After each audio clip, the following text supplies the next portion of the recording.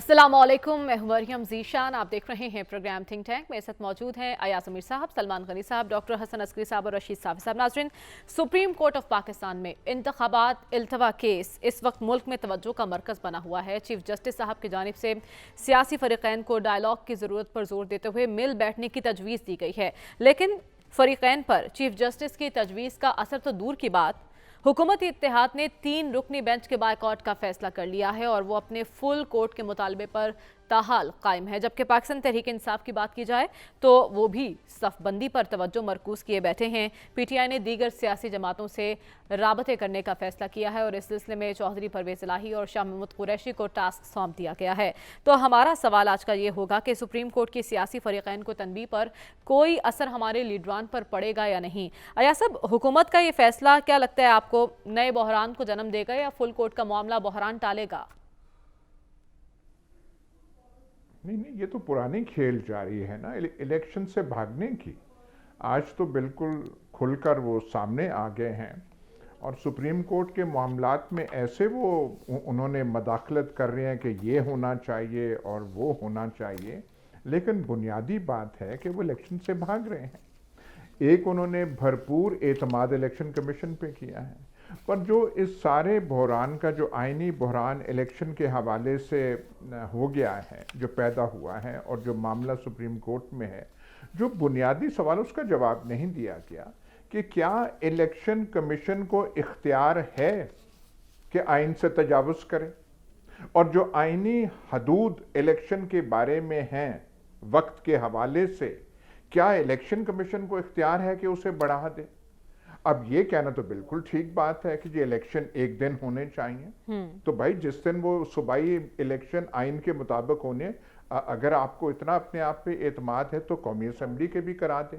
वो तो इनका मकसद नहीं है, तो आए बादशाहें कर रहे हैं, भाग रहे हैं। बुनियादी बात है कि जो पंजाब और खैबर पख्तूनख्वा में इलेक्शन आइन के तहत जो लाजम है, जिनमें कोई गुंजाइश हो नहीं सकती जब तक आप एक आइनी तरमीम करके आइन को तब्दील ना करें, उससे वो भाग रहे हैं।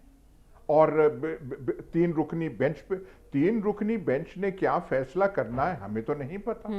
अभी तक तो समाअत मुकम्मल नहीं हुई, लेकिन इनको डर लगा हुआ है। इनको किन किन चीज़ों से डर नहीं लगा हुआ?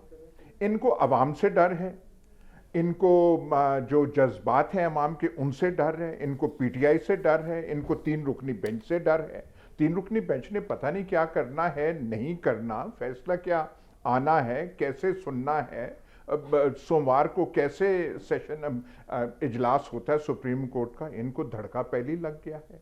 और इनको कभी इनसे पूछा जाए, 97 में भी इनको सुप्रीम कोर्ट का जो था तब चीफ जस्टिस, और वहाँ जो कार्रवाई हो रही थी वो पसंद नहीं था। तब हालात ऐसे थे कि नाश्ता करा के पंजाब हाउस में इनके जत्थे जो थे उन्होंने बाकायदा फिजिकल हमला सुप्रीम कोर्ट पे किया था। डिक्टेटर्स ने, फौजी आमरों ने कानून के जरिए सुप्रीम कोर्ट के इख्तियारात महदूद किए हैं, पर किसी फौजी आमिर ने भी जत्थे नहीं भेजे थे, कभी नहीं भेजे हमारी तारीख में। इन्होंने भेजे थे, नून लीग ने भेजे थे, ये एजाज उनका है। आज उनको फिर सुप्रीम कोर्ट की कार्रवाई जो है पसंद नहीं आ रही। बात है कि आइन क्या कहता है।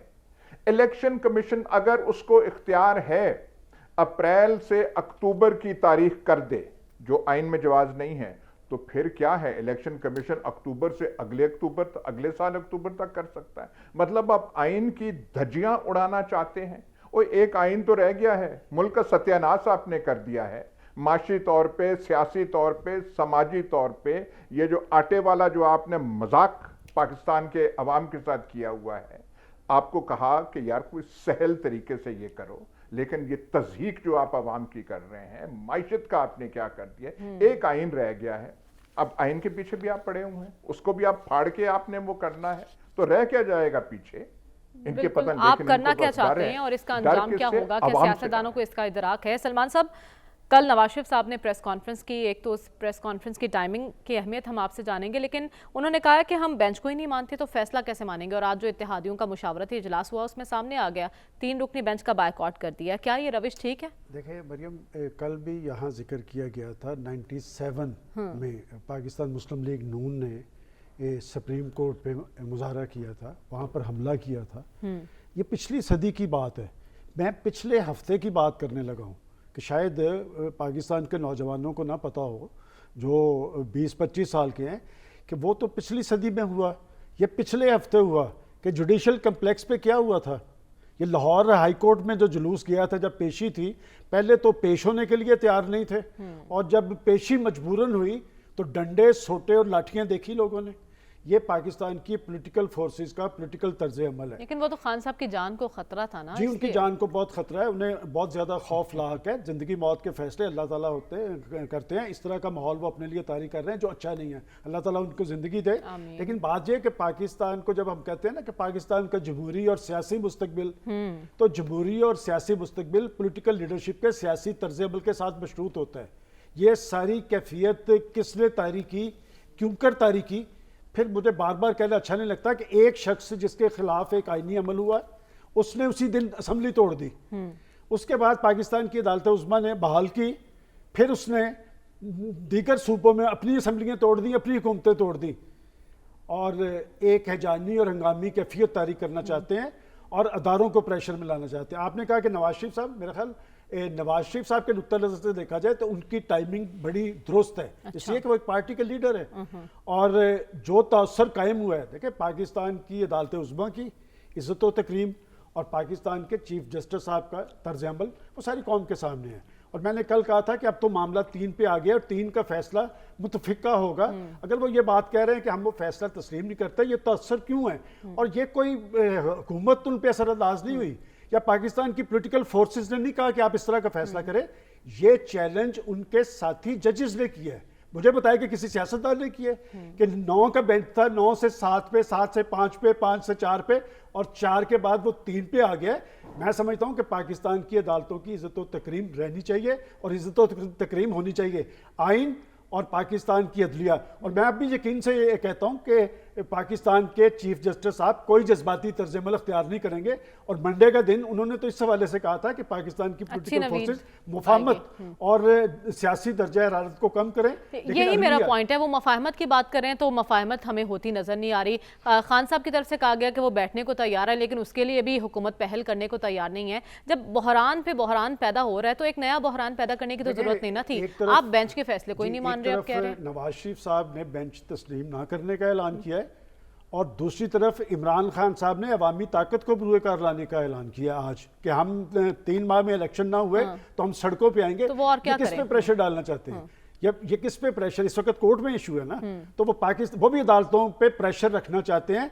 तो मैं समझता हूं कि ये अदालतों का इम्तिहान शुरू है। और अच्छी बात ये होगी कि पाकिस्तान की, जैसे मैंने कल कहा था कि बड़ी अदालत, बड़ा फैसला बड़े बेंच के साथ मशरूत होगा, एक महदूद बेंच के साथ। और मैं इसलिए कह रहा हूं कि एक तासर ये बन गया है कि वो फैसला भी सोचा समझा हुआ है, इसलिए उन्होंने ये बात कही है। और मैं समझता हूं कि पाकिस्तान की अदालतों का इज्जत और एहतराम है, रहना चाहिए, लेकिन फैसला जो होना चाहिए वो एक बड़ा फैसला होना चाहिए, और इस फैसले से कोई ये बू नहीं आनी चाहिए कि ये जानिबदार फैसला है, ये एक फरीक को खुश करने के लिए। डॉक्टर साहब, फुल कोर्ट का मुतालबा अपनी जगह पर कायम है। 3 रुकनी जो बेंच है उसका बायकॉट कर दिया गया है हुकूमती इत्तेहाद की जानिब से।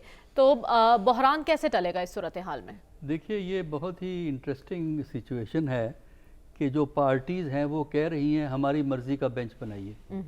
यानी अगर आप ये रवायत पाकिस्तान में बना दें कि जिसका केस है वो फैसला करे कौन बैठेगा, कितने बैठेंगे, किस तरह बैठेंगे, तो इस तरह तो जुडिशरी नहीं चला करती। लेकिन फुल कोर्ट में मर्जी के जज तो नहीं बैठेंगे ना, फुल कोर्ट में तो तमाम जजेस की नुमाइंदगी होगी। ये मुझे बताइए कि जो पार्टीज़ हैं उनको किसने हक दिया है कि वो ये कहें कि फुल कोर्ट होगी या आधा कोर्ट होगी या क्वार्टर कोर्ट होगी? ये फैसला जो इंटरेस्टेड पार्टी है अगर आप उसको देंगे तो फिर तो हर केस में होगा। अगर फर्ज को मेरा केस जाता है सुप्रीम कोर्ट, मैं कहूँगा नहीं जी नहीं, इसमें तो इतने जज बैठने चाहिए। ये काम जो पार्टीज होती हैं उनका नहीं है। मुझे दुनिया में कोई ऐसा मुल्क दिखा दीजिए, जमहूरी गैर जमहूरी, जहाँ जिसका मुकदमा है उससे पूछा जाता है कि जनाब कितने जजेस को बैठाना है, 5 को, 4 को, 2 को, 1 को, और कौन कौन बैठेगा, वो बैठेंगे या नहीं बैठेंगे, 2 को उनको ना रखो, बाकी सबको रख दो। ये मजाक बनकर जो हमारे यहाँ रह गया है। मेरा ख्याल है जुडिशरी आदी होती है, और हमारे जैसे मुल्कों में तो खासकर आदी होती है पॉलिटिकल प्रेशर्स का, तो उन्हें अपने कानून और आइन के मुताबिक चलना चाहिए। बाकी अगर नहीं मानते तो ना माने। देखिए ना, अगर आप नहीं मानते तो ना माने, आइन को फेंक दें बाहर। जब आप आइन की खिलाफ वर्जी करते हैं तब तो कुछ नहीं है, लेकिन कोई और अगर करेगा तो फिर कहेंगे आइन के हम सबसे बड़े वो हैं। बात ये नहीं है। मैं बार बार ये कह रहा हूँ, पाकिस्तान में ना आइन की बात है, ना जमहूरियत की बात है, ना असूल की बात है मुफादात की। इस वक्त PMLN के मुफादात कहाँ हैं कि इलेक्शन ना हो। अच्छा, मुफादात ये हैं कि इलेक्शन जितना पीछे डाला जा सकता है वो डाले, लिहाजा वो हर उस स्टैंड को सपोर्ट करेंगे, इलेक्शन कमीशन को भी सपोर्ट करेंगे, हर उस कुव्वत को सपोर्ट करेंगे जो उनके पॉइंट ऑफ व्यू को सपोर्ट करती है। जहां उनसे पॉइंट ऑफ व्यू डिफरेंस होगा वो पार्टी फिर उसकी मुखालफत करेगी। ठीक तो है। उसकी वजह से हमारे यहाँ ये जंग बेअसूली की जंग है। ये जंग हमें नहीं पता किस अंदाज में किस रुख जाएगी, क्या रुख क्योंकि इख्तियार अगर करेगी? तो असूली जंग हो, कायदे की जंग हो, कानून की जंग हो तो हम प्रिडिक्ट कर सकते हैं। और देखिए, पहले मैं कहा करता था कि पाकिस्तान की पॉलिटिक्स को 3 महीने ज्यादा प्रिडिक्ट नहीं किया कर जा सकते। सकता। अब मैं कहता हूं पाकिस्तान की पॉलिटिक्स को 1 हफ्ते से ज्यादा प्रिडिक्ट नहीं कर सकते। हमें नहीं मालूम कि जब ये बेंच जजमेंट देगी तो उसके बाद इम्प्लीमेंटेशन की जिम्मेदारी हुकूमत पे आती है। ठीक है। और अगर हुकूमत इम्प्लीमेंट नहीं करती तो एक नया बहरान पैदा होगा। और ये इख्तिदार की जंग कहाँ जाकर रुकेगी, इसके अंजाम से कोई भी अभी तक वाकिफ नहीं है। लेकिन साफी साहब, 3 रुकनी बेंच का फैसला हम नहीं मानेंगे। हुकूमती इत्तेहाद ने अपना फैसला सुना दिया है, PTI ने भी अपना फैसला सुना दिया कि 90 दिन में इलेक्शन नहीं होते तो हम सड़कों पर होंगे। ऐसे में अब इम्तिहान अदालत का है। पहले PTI की बात करते हैं। अगर उन्होंने सड़कों पे आना है तो उनका जमहूरी हक़ है, वो ज़रूर और शौक़ से आए। लाहौर मीनार पाकिस्तान पे उनका जलसा, उसके हवाले से मुतज़ाद आराम मौजूद है। अब मकबूलियत का घोड़ा भी थोड़ा सा शायद तक गया है, वो भी आराम से अब चल रहा है। बहरहाल चल रहा है तो ज़रूर PTI निकले। दूसरी जानिब मैं कल भी आपके सामने गुजारिश कर चुका हूँ कि आइन और क़ानून की ज़्यादा समझ मुझे नहीं है, लेकिन नज़ीरे ऐसे मौजूद है जो अखबारात में छपी है, जो तारीख़ का हिस्सा है, कि जब बेंचेस पे दरख्वास्त गुज़ारों ने उन्होंने कोई एतराज़ उठाया है तो बेंच से जज हज़रात जो है वो अलग हुए हैं, क्योंकि ये उनके इदारे की इज़्ज़त और तकरीम का मामला हो जाता है और इंसाफ का तकाज़ा भी अमूमन यही होता है। हत्ता कि हमने ये भी देखा है कि क्रिमिनल केसेस में जब तफ्तीशी अफसर पे भी एतराज़ होता है तो बाज़ औक़ात मुल्ज़िम की इस्तदा पे तफ्तीशी अफसरान तक तब्दील किए जाते हैं। ये तो आइन और एक कानून की एक नज़ीर सेट करने वाला एक तारीख़ी मुकदमा है जो आने वाले दिनों में मौर्रिख़ इसके बारे में जब लिखेगा, ये इससे मुतय्यन होगा पाकिस्तान की सियासत का एक नया रुख हमारे सामने फिर होगा। इस पे ज़रूर मेरे ख़्याल में शिनवाई होनी चाहिए थी फुल कोर्ट के हवाले से। सुप्रीम कोर्ट में वफाक ने भी इस्तेदाद की, फिर बार कौंसलों ने भी इस्तेदा की, लेकिन चीफ जस्टिस साहब नहीं मान रहे। बहरहाल उनका इस्तेहकाक है, उस पर तो हम बात नहीं कर रहे, लेकिन इदारे की तकरीम उसमें ज़रूर इजाफ़ा होता। और ये जो आज मुस्लिम लीग PDM ने स्पेशली जो नवाज शरीफ साहब का जो कल स्टांस सामने आ गया था कि इन 3 जज साहिबान पे उनको एतमाद नहीं है और उन्होंने मिसालें दी हैं कि क्यों एतमाद नहीं है, उस बहस में पड़े बग़ैर हमने ये जायज़ा लेना है कि बाइकाट तो PDM ने ऐलान कर दिया है, अब इसके कॉन्सिक्वेंसेस क्या होंगे, इसके असरात क्या होंगे और इसको इम्प्लीमेंट क्या होंगे। कल जब फैसला पीर को जब आएगा और हम ये फ़र्ज़ करते हैं कि अदालत का इसरार वही हो कि 90 दिन के अंदर ही इंतखाबात हो, तो फिर अब तो हुकूमत ने बाइकाट कर दिया, तो क्या हम ये समझे कि हुकूमत आने वाले इंतखाबात, अगर अदालत इंतखाबात का हुक्म खैबर पख्तूनख्वा और पंजाब में देती है तो उसमें भी हिस्सा नहीं लेगी, उसका भी बाइकाट करेगी? एक बात। दूसरी बात यह है कि वफाक के नुमाइंदे यानी सेक्रेटरी दिफा और सेक्रेटरी ख़जाना को और गालिबन कुछ और ब्यूरोक्रेसी कुछ अफसरों को समन किया गया है, अदालत ने तलब किया है। तो हमने ये देखना है कि क्या ये अफसरान जो वफाक के मातख्त वक्त है, अब पीर को पेश होंगे कि नहीं होंगे, अगर नहीं होंगे तो उसके क्या असरात होंगे। अटारनी जनरल जो नुमाइंदा है अदालत में वफाक का, नुमाइंदगी के लिए, उनकी मुआवनत के लिए मौजूद होते हैं, क्या वो आने वाले दिनों में यानी पीर के दिन अटारनी जनरल ऑफ पाकिस्तान अदालत की मुआवनत फरमाएंगे कि नहीं फरमाएंगे? बजा तौर पे अगर पीडीएम का ये बाइकाट हक है, लेकिन ये अब हमें नहीं पता चल रहा कि ये बाइकाट सिर्फ अदालती फैसले के हद तक है। अगर फैसला इंतखाबात के हवाले से आता है तो उस सूरत में क्या होगा? नहीं, एलामी में कहा गया कि मतलब अटॉर्नी जनरल साहब पेश होंगे और कैफियत हमारा मौक़िफ़ सामने रखेंगे कि हम इस बेंच का बायकॉट करते हैं और फुल कोर्ट बनाने और का जिन दो अफसरान को तलब किया गया वफाकी सेक्रेटरी, वो भी जाएंगे, जो साफ़ी वफाकी साहब, वो जवाब सेक्रेटरी दें, तलब वो हुए, जाएंगे। सब जाएंगे। ठीक है, हमें आगे बढ़ना है और देखना है वो कि जाएंगे तो फिर दोनों तरफ यासब हम देख रहे हैं कि अपना अपना फैसला सुना दिया गया है। चीफ जस्टिस साहब की तजवीज़ को एक तरफ रख दिया गया है, एक कह रहे हैं जी हम बायकॉट करते हैं, दूसरा अवाम में जाने की बातें कर रहा है। लेकिन इसमें पीटीआई की जानिब से एक अहम प्रेस कॉन्फ्रेंस की गई और उन्होंने कहा कि हम दीगर सियासी जमातों के साथ भी अब राब्ते करेंगे। टास्क दिया गया है चौधरी परवेज़ इलाही साहब को और शाह महमूद कुरैशी साहब को। तो किस हद तक उनका ये रास्ता दुरुस्त है? पहले तो मैं दरख्वास्त करूंगा कि खुदारा हक़ाइक़ को तो तोड़ मरोड़ के ना पेश करें। जो जुडिशल कॉम्प्लेक्स पे किसी जज की अदालत पे हमला किया था पीटीआई के फॉलोअर्स ने या वर्कर्स ने, और 97 और में भी लाहौर कोर्ट हाई के अंदर कोर्ट कोई में- दाखिल नहीं हुआ था। 97 में कोर्ट के अंदर कोई दाखिल नहीं हुआ हजूर था। जरा का हजूर आप इतने बेताब ना हुआ करें ना, जब बोलने लगते हैं तो आप बिल्कुल वो कर पड़ते हैं। 97 में नहीं हुआ था, सजाद अली शाह को कोर्ट अपनी छोड़ के जाना पड़ा था। वो कोर्ट से और पहले खुदा उठ के के चले गए वास्ते थे। कोई आप देख लें 97 7 में लोग क्या गए थे they sir. Entered the court room, 7 से 8 लोग गए थे। They entered the court room. कोई क्या अजीब अजीब बातें आप कर रहे हैं कि नहीं गए थे, वो गए थे अंदर। आप देख लें वो सारा रिकॉर्ड। और यहां पे किसने किया था? किसी लाहौर के हाई कोर्ट ने कंप्लेन की थी कि ये आ गई है यलगार। बड़ी वो इमरान खान, वो जो जज जो साहिबा थी, उनकी अदालत में जाके उन्होंने अपोलोजाइज किया कि मेरे से अगर अल्फाज ऐसे हो गए तो तोड़ मोड़ के ना करें। जहां तक ये जो बात है कि जी आपको जज ना पसंद हो तो आप कर सकते हैं, और एक आदमी जो एक पिटिशनर होता है या कंप्लेनेंट होता है या जिस पे इल्ज़ाम लगा होता है, वो अगर बायस प्रूव कर सके, कॉन्फ्लिक्ट ऑफ इंटरेस्ट प्रूव कर सके, तब वो कह सकता है। नहीं तो मैं किसी अदालत के सामने कहूँ मैंने और कहूँ जी मुझे ये इनकी शक्ल नहीं पसंद जज साहब की, ऐसे कोई नहीं होता।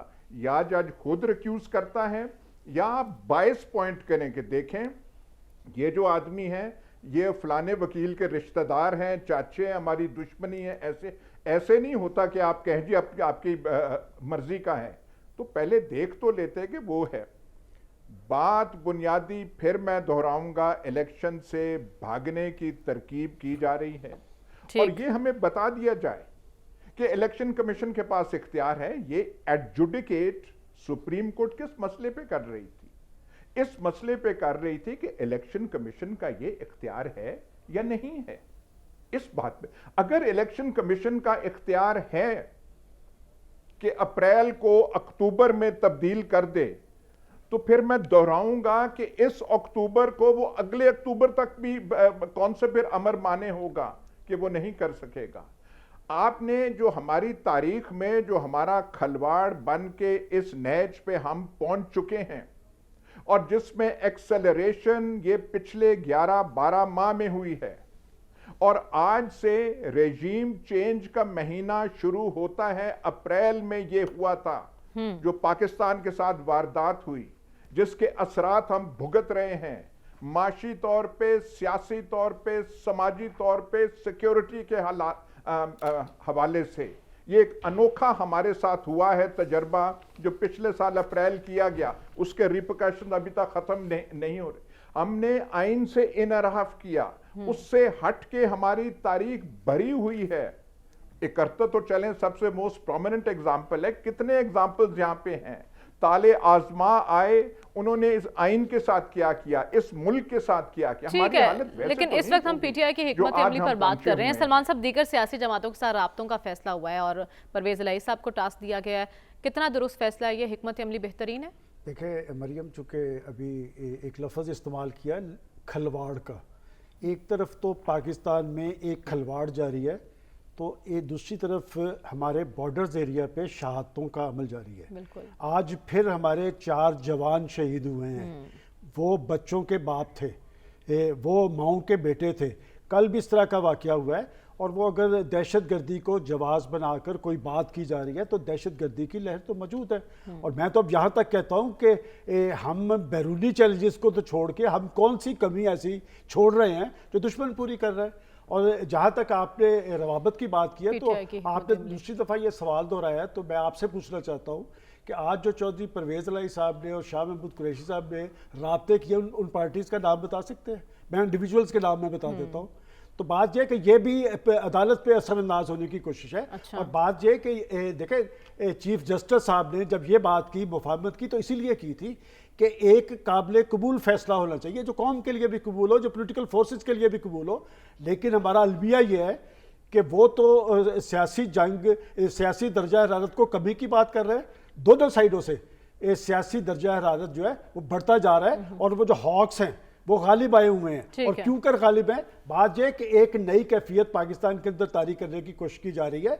और वो जो अदलिया की बात की गई है, मैं दोबारा दोहरा देता हूँ, मैं रिकॉर्ड पेश करूंगा, और मैं कभी अपनी बात नहीं करता। जब 97 में पाकिस्तान मुस्लिम लीग नून के काफिले इस्लामाबाद की तरफ रवाना थे, तो मैं एक जुबानदार अखबार में था, मेरी ही खबर थी, जिस पे मुझे सुप्रीम कोर्ट ने तलब किया था कि आपको कैसे पता था कि यहाँ से।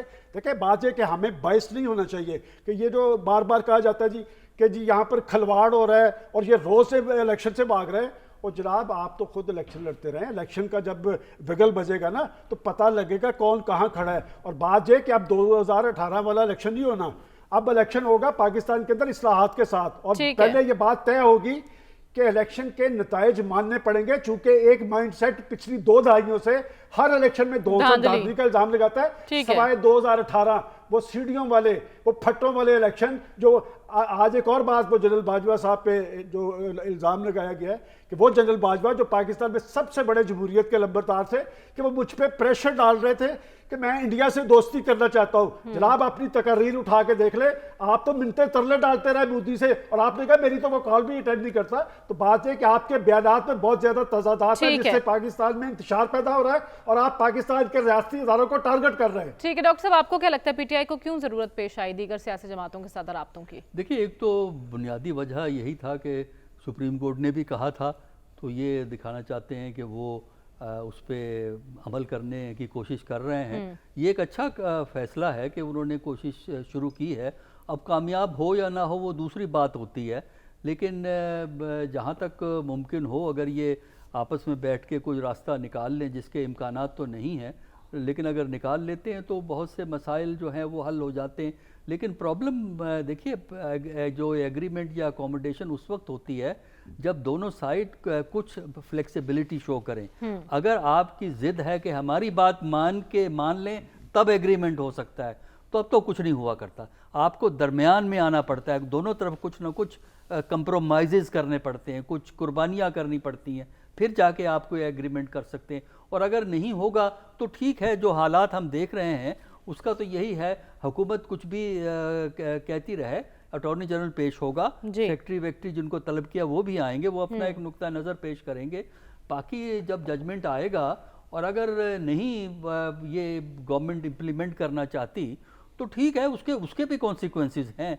तो उसके कॉन्सिक्वेंसेस में एक चीज़ का गवर्नमेंट को ख्याल रखना चाहिए कि अगर कुछ होगा तो गवर्नमेंट भी नहीं बचेगी। ये ख्याल रखे गवर्नमेंट को। यानी कोई भी कदम उठाने से पहले उसका नतीजा सोच ले ये हुकूमत भी, कि अगर वो इम्प्लीमेंट करती है या फैसला मानती नहीं मानती, उसके बाद के जो नताइज होंगे वो भुगतना पड़ेंगे। लेकिन साफ़ साफ बात हो रही है पाकिस्तान तहरीक इंसाफ के फैसले की, दीगर सियासी जमातों को आराम करने की कोशिश कारगर हो सकती है पाकिस्तान तहरीक इंसाफ की तरफ से? देखिए, एक तो अगर इनकलाब की डोली परवेज़ इलाही और शाह महमूद साहब के कांधों पे सवार होके निकली है, तो ये तो मुझे नहीं पता कि ये कौन सा इनकलाब था और ये कौन सी तब्दीली थी जो इसको बचाने के लिए अब परवेज़ इलाही साहब जो है वो सरगर्म है। और इमरान खान साहब, अल्लाह उनको ज़िंदगी दे और उनकी हिफाजत जो है वो बहुत ज़्यादा ज़रूरी है, और वो उनको जान के ख़तरात लाहक है, वो ख़ुद मेरे ख्याल में नहीं निकलना चाहते, और परवेज़ इलाही साहब को ये टास्क मिला है। तो मुझे इस बात पे भी बड़ी हैरत है, और ये हमारे जो दानिश्वर दोस्त हैं हमें बता सकेंगे शायद कि परवेज़ इलाही साहब की ज़रूरत क्यों महसूस हो रही है ऐसे हालात में। लेकिन मुझे नहीं लगता कि परवेज़ इलाही साहब और शाह महमूद साहब जो है मुश्किल टास्क ख़ुद सर कर पाएंगे। जब तक इमरान खान साहब मुज़ाकरात के मेज़ पे नहीं आएंगे तब तक कम से कम मैं ये कंफर्म कर सकता हूँ कि नवाज़ शरीफ साहब के हद तक और ज़रदारी साहब के हद तक तो शायद उनसे बातचीत भी ना हो। नीचे के लेवल पे राब्ते होते रहते हैं। परवेज़ इलाही साहब यारबाश आदमी हैं, लोग उनकी बात सुनते हैं, लोग उनके पास आते भी हैं जाते भी हैं, ये सिलसिला चलता रहेगा। लेकिन नताइज मुझे नज़र नहीं आ रहे। और यहाँ पे जो 97 की बार बार जो बात हो रही है मौजूदा जो अदालती तनाजुर में, तो एक तो ये भी हमें अयाज साहब किसी दिन मज़ीद उसकी वजाहत शायद अगर कर जाए 2-3 दहाइयों से, तो इस बारे में किसी ने इतनी ज़्यादा ये याद दहानी नहीं करवाई थी, इसलिए बहुत सारी बातें जो है वो माजी में चली गई थी। लेकिन 2 तिहाई वाली अक्सरियत मुस्लिम लीग नून ने उस वक्त जब चीफ जस्टिस साहब के फ़ैसले के ख़िलाफ़ एहतजाज किया था 5-6 MNAs और कुछ उनके कारकुनों ने, तो वो जहन में ये भी बात हमें याद रखनी चाहिए कि 8वीं आईनी तरमीम जो ज़ियाउल हक साहब की थी उसके ख़िलाफ़ 13वीं आईनी तरमीम मुस्लिम लीग लेके आए थे, 2 तिहाई अक्सरियत से उसको मंजूर करवाया था पार्लियामेंट से। और वो वही तरमीम है, एक तो सदारती इख्तियारात उसके ज़रिए कम हुए थे, और ये 63A ये जो बुनियाद बना हुआ है, सिर्फ एक नुक्ता जो 63A के हवाले से जो आज भी नवाज शरीफ का गिला है कि ये जो 63A की तशरीह इस मौजूदा सुप्रीम कोर्ट ने की थी, ये उस वक्त की कानून साजी थी। अगर मैं इसमें गलत हूँ तो अयाज साहब इसकी फिर मुझे मेरी तस्दीक कर दे, लेकिन बहुत अहम कानून साजी हुई थी। और उस वक्त की कठपुतली जो मुस्लिम लीग की नज़र में कठपुतली हुकूमत थी, और फिर अयाज साहब भी उस जमात का हिस्सा थे, तो उनकी नज़र में भी शायद यही था कुछ मुद्दत के लिए। ठीक है, हमें प्रोग्राम में आगे बढ़ना और बात करनी है। एक के बाद एक बहरान जन्म ले रहा है, हल किसके पास है? और क्या सियासी क़यादत को हालात का इदराक है या जानबूझकर सियासी महाज गर्म किए हुए हैं? इसी पर बात होगी इस ब्रेक के बाद। Stay with us.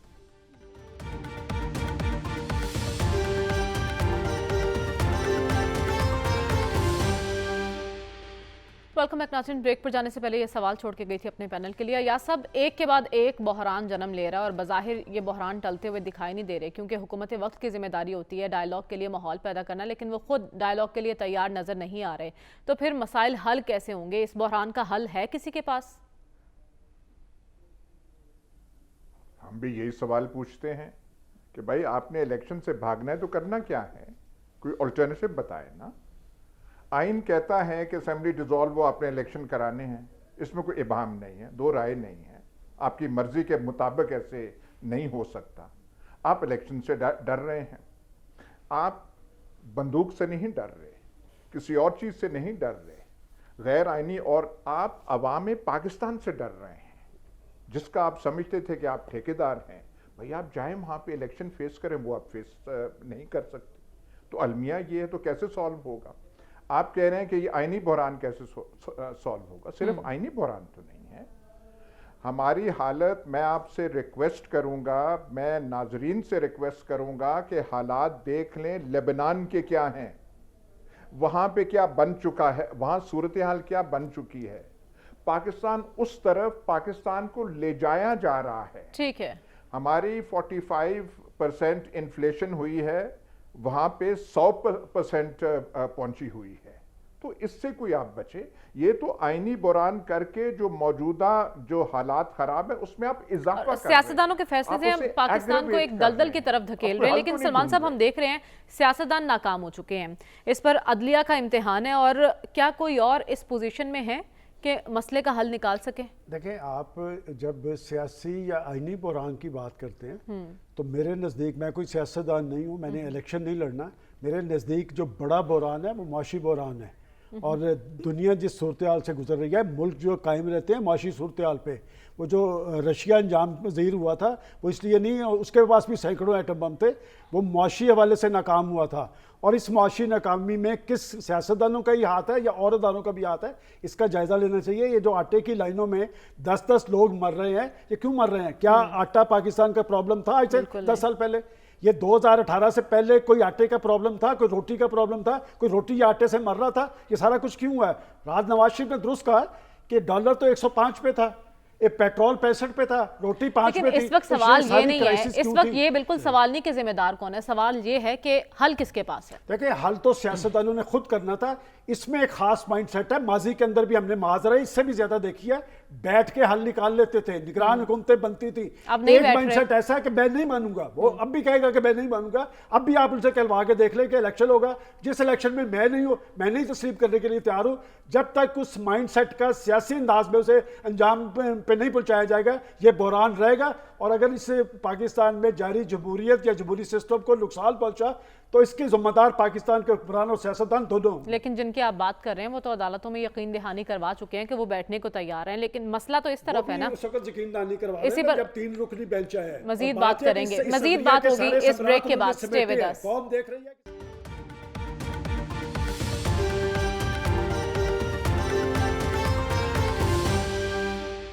Welcome back नाज़रीन। डॉक्टर साहब, हल किसके पास है? देखिए हल किसी के पास नहीं है, क्योंकि उसकी वजह यह है कि हर जमात जो है वो ये जो मसाइल हैं उनकी जिम्मेदारी अपने मुखालिफ पे डालती है। या तो ये होना कि ये एक्सेप्ट करें कि ये एक सबकी गलतियां वक्तन फ़वक्तन हुई हैं, उससे ये नतीजा निकला है, तो हम बैठ के इसका हल निकाल लें।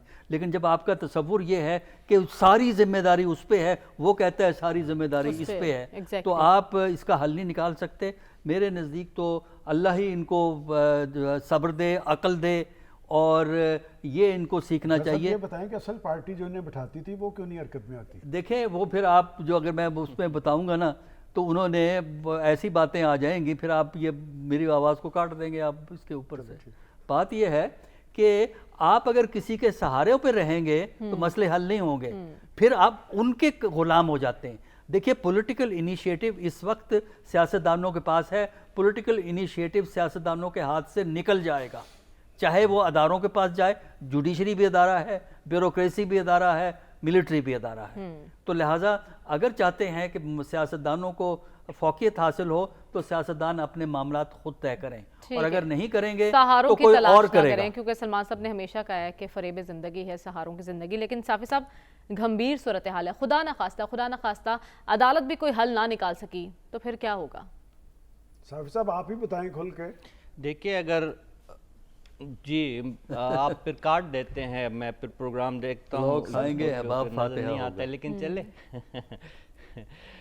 अब एक देखिए अदालत के हवाले से अगर आप इस बहरानी कैफियत के बारे में पूछ रही है जो इंतखाबात ना होने की वजह से पैदा है, तो वो तो उसका तो हल आज पीडीएम ने बता दिया, यानी उन्होंने तो ये बात माननी नहीं है। 3 अप्रैल को जो भी फैसला आना है उसको तो पहले से मुस्तरद किया जा चुका है पीडीएम की तरफ से एक। लेकिन अब एक 4 अप्रैल 1979 भी एक दिन गुजरा है, और वो भी इत्फाकन अप्रैल का महीना था, और मौलवी मुश्ताक की सरबराही में एक बेंच था। इस किस्म के फ़ैसले माजी में भी जो हुए थे अदालत के अंदर, उसको बाद में फिर ख़ुद अदालती माहिरीन ने और आइनी माहिरीन ने उसको गलत करार दिया है। और एक फ़ैसला अभी हाल ही में नवाज़ शरीफ के ख़िलाफ़ पनामा का भी आया था, और नवाज़ शरीफ साहब पे एक तनकीद ये भी थी कि भाई अगर आपको पता था कि ये बेंच आपको नाअहल करने जा रहा है तो आपने उसका बायकाट क्यों नहीं किया। अब उन्होंने उसी नज़ीर को फॉलो करते हुए बायकाट का ऐलान किया है, तो तब भी तनकीद हो रही है। लेकिन जो आपका सवाल है वो अपनी जगह पे है। मसला जो है वो सियासतदानों के हाथों से वो मसला पिसल चुका है, और जो हल जो है वो जो चिलमन से लगे बैठे होते हैं उन्हीं के हाथ में है। लेकिन इस दफ़ा वो चिलमन ही से लगे बैठे हैं, साफ चुपते भी नहीं और सामने आते भी नहीं, तो सूरत हाल गंभीर है। उन्हें सामने आना पड़ेगा, या जो है सियासतदान वही जो मैं बात करता रहता हूँ और उस पर आप लोग उसको हंसी मजाक में उड़ा देते हैं कि इमरान खान साहब और नवाज शरीफ, ठीक है, उस तरफ भी एक पुर इसरार सी खामोशी है। अब देखना यह है ये खामोशी ही है या तूफान से पहले की खामोशी है। आज के प्रोग्राम से इजाज़त दीजिए, आपसे इंशाल्लाह कल मुलाकात होगी। अल्लाह हाफिज़।